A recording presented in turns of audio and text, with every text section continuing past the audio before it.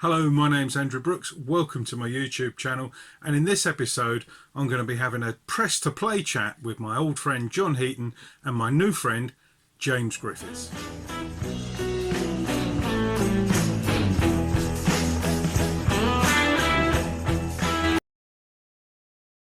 Well, moving through the tracks, I much prefer the second track, Good Times Coming, Feel the Sun. I think that would have been a better album opener.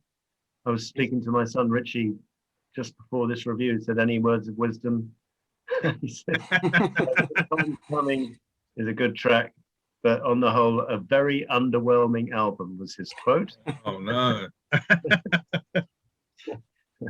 Yeah, so, I think this one is really good. I think it works well as a medley. He's done medleys in the past. He'll do them in the future, and this is one of the better ones.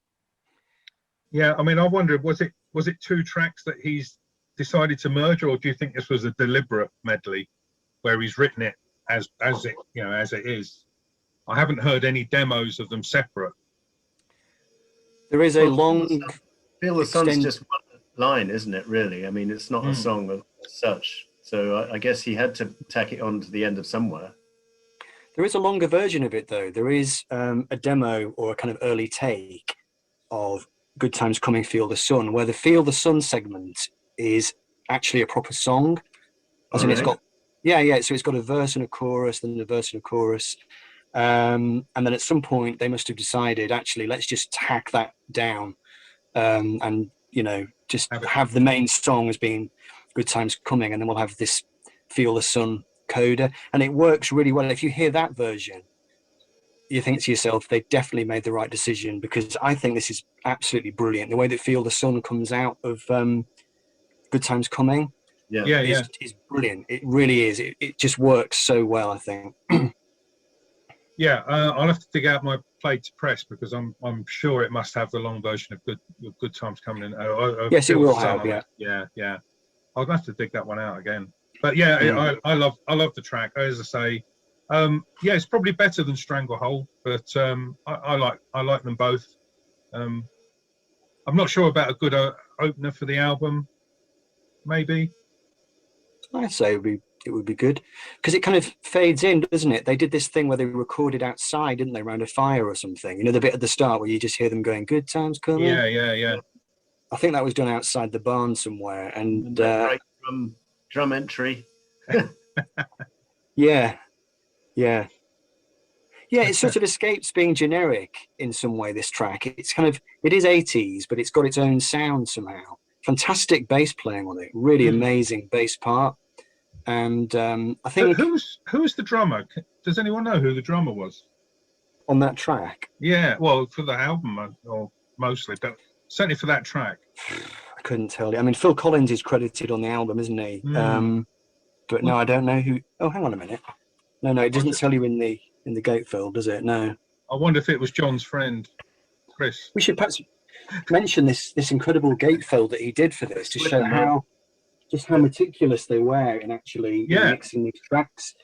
It kind of really gives you an insight into how well thought through it all was, and the fact that he went to town to actually make this gatefold, I think, shows you that he was actually, at some point during the process, he was actually quite excited by this record, and he did think that it was actually, this is going to be a major statement. I've got a bit of Eddie Klein MPL notepaper here. Eddie Klein MPL fantastic notepaper. And it's the original drawing for press before it all gets coloured in and the like. And as you say, in the inside sleeve of that, where it opens up, and each track has got its own sort of picture of how it's going to sound, if you can have a picture of sound. I do wonder if there was an alternative inner sleeve, because again, I've got something slightly different here on the back of the press.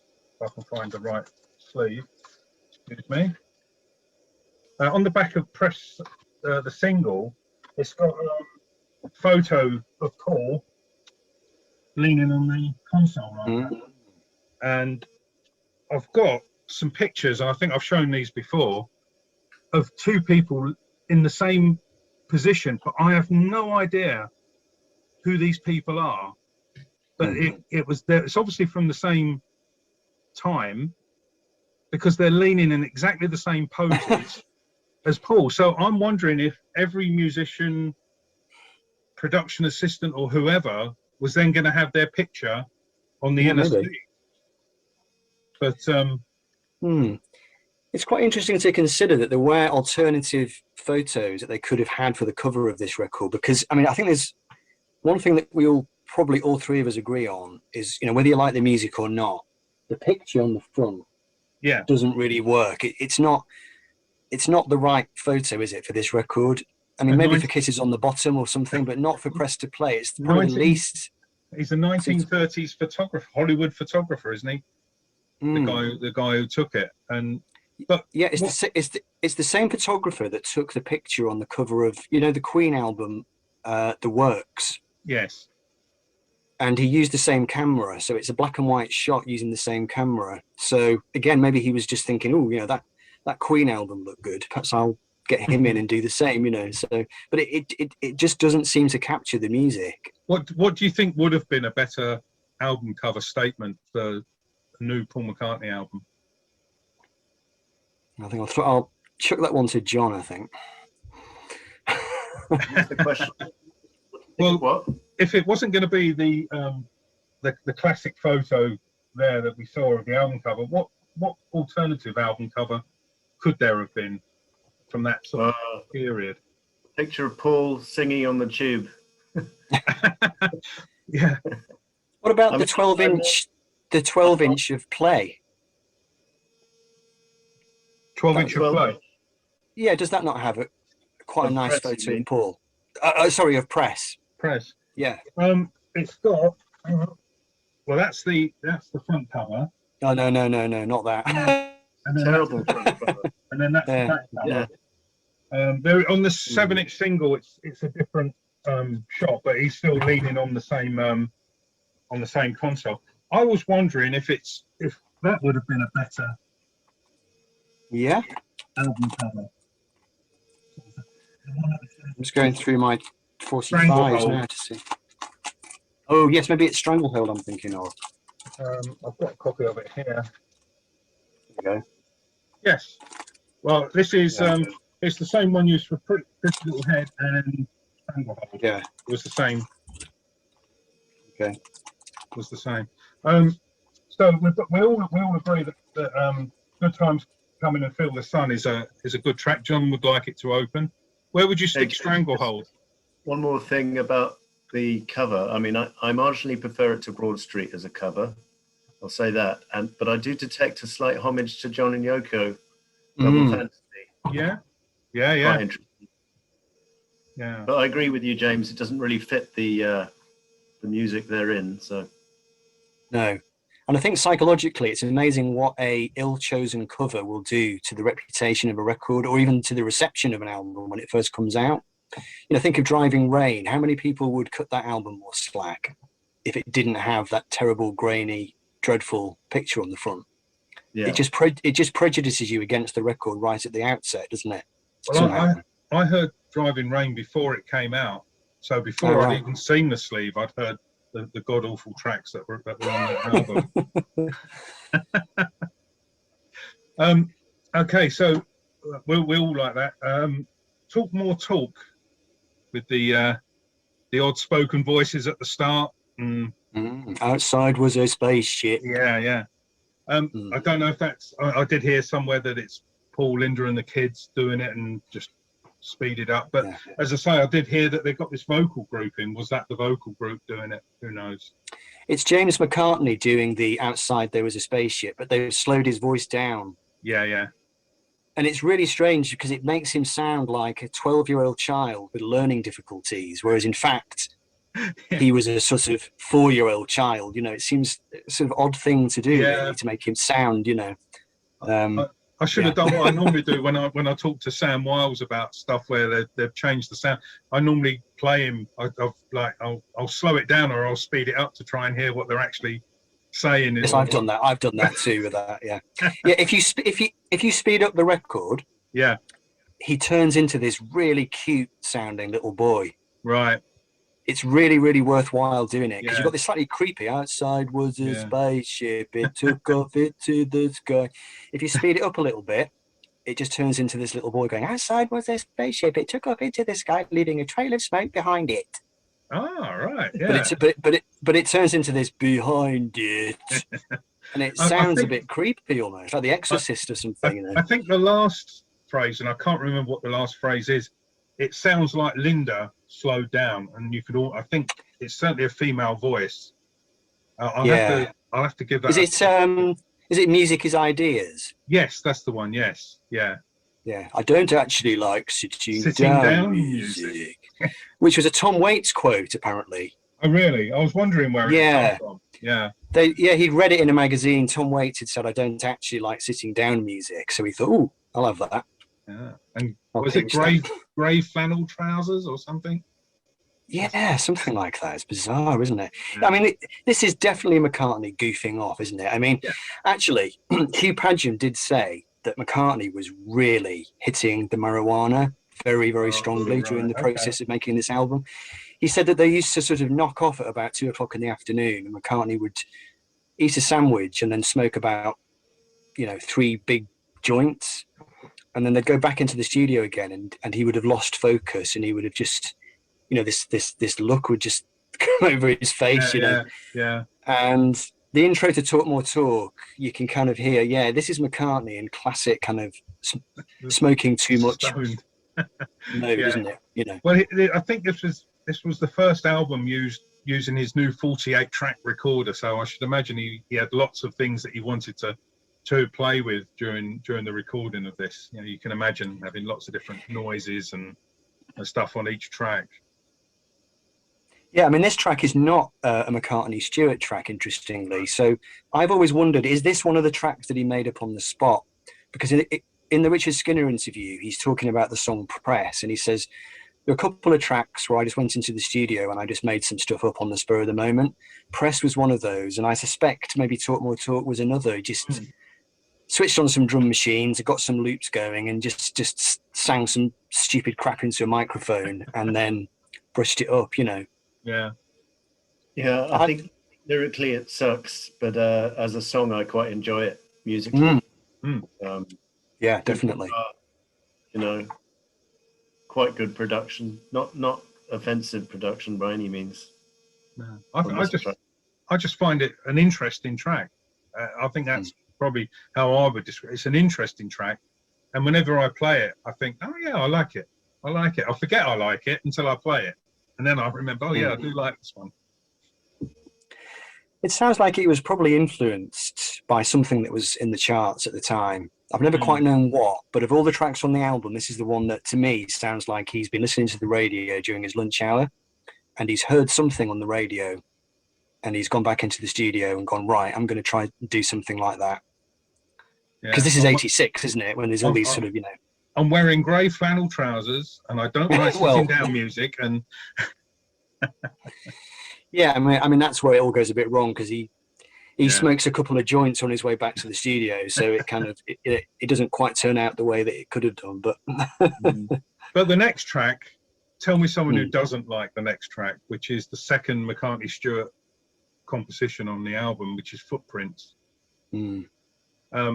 I love it. I think it's a masterpiece. Probably the best, one of the best ones on the album for me. You guys? Yeah, I like it, but the words I find a bit annoying. An old man gathers wood, and I was just trying to be too cute, in this out in the snow. And, you can it makes you wonder. Scene, Had he been listening to Good King Wenceslas? Yeah. Kind of reminds me a bit of Distractions from the following album.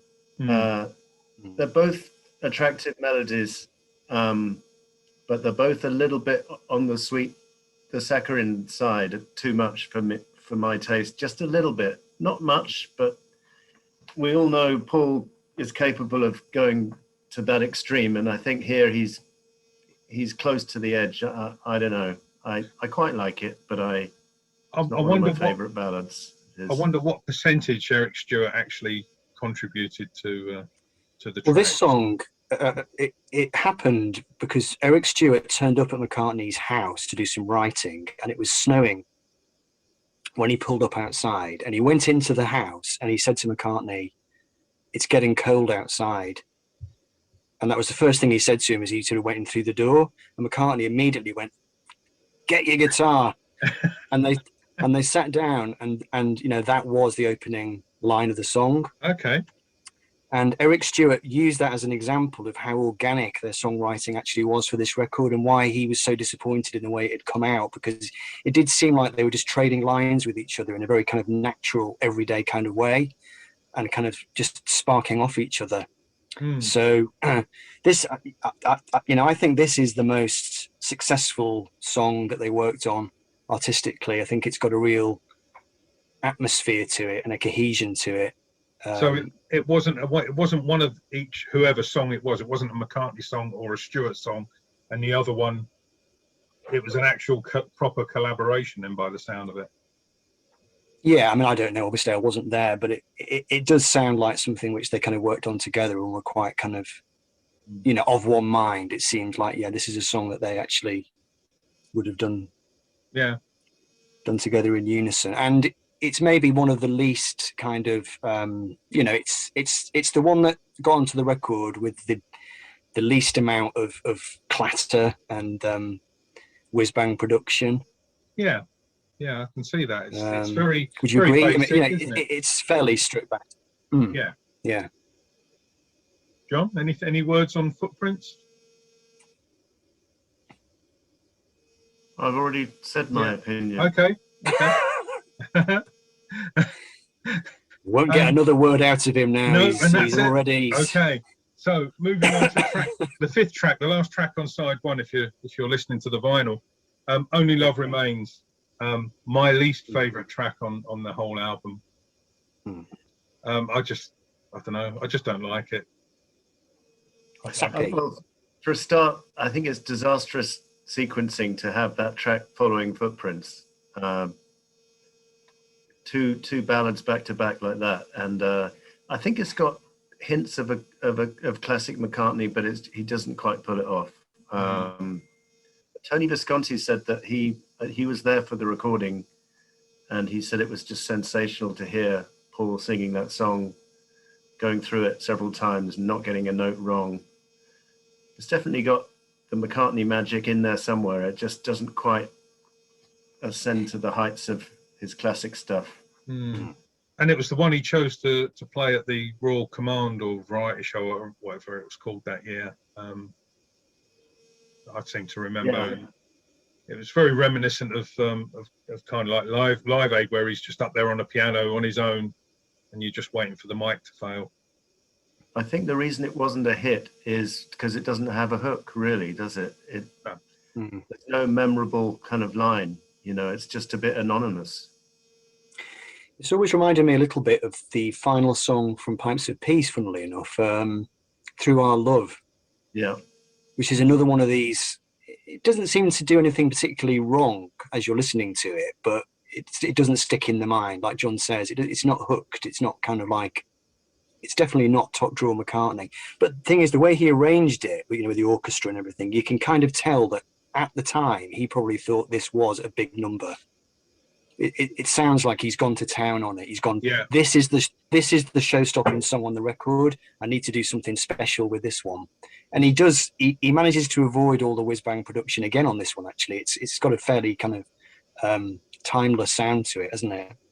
And he's brought the orchestra in, hasn't he, for this, you know, a typical sort of McCartney backing orchestra, really, for his big number. But yeah. In the middle 8-bit, he's trying to build it up to an enormous kind of climax, and then he gets to the line and find the right girl for the right boy. Oh, God's sake. Was you pleased to see Gordon Jackson in the video, though, John? I would have, if I'd remembered that, I would be delighted, because I'm a huge Cowley fan and fan of Gordon Jackson as well. Yeah. But it's not enough to redeem it, though, is it? Not quite. Nearly. If you'd had Doyle and Bodie in there as well. Right. Okay. So we flipped the LP over to the first single press, and for me, this is the standout song. It was the right choice for the first single, I think. And the video was great with it. And I just think it's up there with, for me, because I really love No More Lonely Nights. Totally different style song, Press, but I really like it. It's up there as one of his best singles. I can see by the expression on John's face, he's not going to agree. No, well, I think it works better than that disco version of No More Lonely Nights that came out on Broad Street. Do you remember the fast version? I think this is a better track in the same style. I think the production lets it down. I'd love to hear a stripped down version. But at the end of the day, the best thing about this song is the video. Yes. For me. Yes. So, and when I watch the video, I'll forgive the song anything. And I see those people on the tube singing along with him.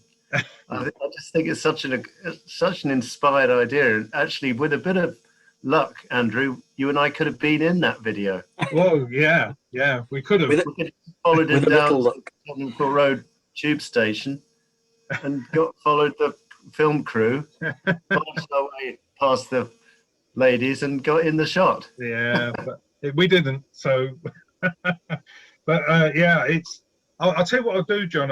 After this, I'll send you the other mix that I've got from the LP, because I've got both versions on LP, and I'll send you the other one, and it might change your mind. It's got a bit more twangy guitar in it, if you like twangy guitar. Yeah, I think there's the bones of a good song in there. Yeah. I mean, the words are terrible. I mean, start a song off with "Darling, I love you very, very, very, very much." Yeah. Oh dear. And we never did find out what Oklahoma was like. Whatever it was nothing like this. Is there not another McCartney song where he repeats the word "very"? It's on one of the later ones. Very, very, very, very. Oh, it's on, God. New or one of those. Yeah. I think it's on Memory Almost Full. Yeah. I've got a feeling it's on that record. Yeah. Very, very, very, very. It's just like, oh, have you really tried? Yeah, I mean, this is a classic example of words made up on the spot in the studio, which he then decided, or which he then didn't decide to actually work on and improve. And I mean, the thing is, that's a classic McCartney way of working, isn't it? It's kind of like just what comes out is just what's going to go down on the tape. And you either like that approach or not. And it does lead to slightly annoying, cringeworthy lyrics where you just think, oh, if only he just kind of, because most songwriters do that. It's the Brian Eno approach. It's where you just sing random words and sounds just in order to get a shape for the melody, and then you go back later and then you put some proper words in. Just Paul didn't. But he just goes, oh well, That'll do. And I think that kind of goes back maybe to the John and Paul thing, where he's kind of like thinking, oh, I'm going to change the line in Hey Jude about the movement you need is on your shoulder, and John says to him, no, don't change that, that's the best line in the song. I've always had this kind of feeling that McCartney always he thinks about John Lennon, this kind of automatic thing, let's just express ourselves in the moment and not try and sort of rework things too much. Let's go with the first instinct. Is he using it as a bit of an excuse? Well, that's what John said to me in Hey Jude, and then I'm sure if he was around now, he'd have said the same thing about I love you very, very, very, very, very much. Well, yeah, keep that in, it's the best bit.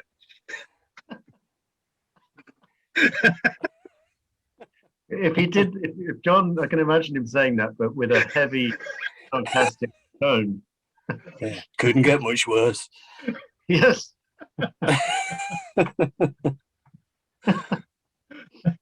Oh dear. So. Okay. Well, and then we move on to Pretty Little Head. Yeah, I loved the remix of this. Much prefer the version on the single, the 12-inch single, where he sings it properly. Because I don't know why Paul has gone for that vocal effect, because I don't think it works. on the album. I don't know if that was Hugh's idea, but it doesn't work. And the lyrics are reasonably interesting, and quite a good video actually, with the she's leaving home. She's leaving home at the start. Yeah, that was quite nice. It's a very mysterious song, this. I've never quite got my head around it.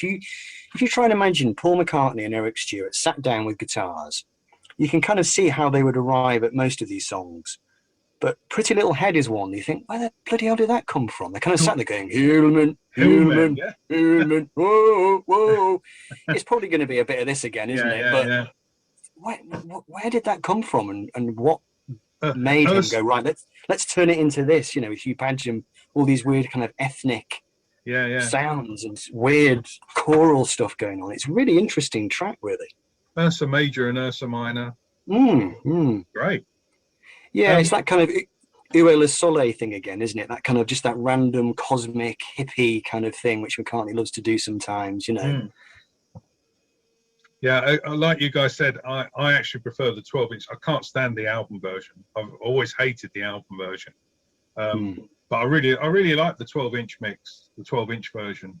It works well, I think. That'll come out on the archive edition. Not that I'm for an archive edition before London Town and Back to the Egg, but that would be a worthy inclusion.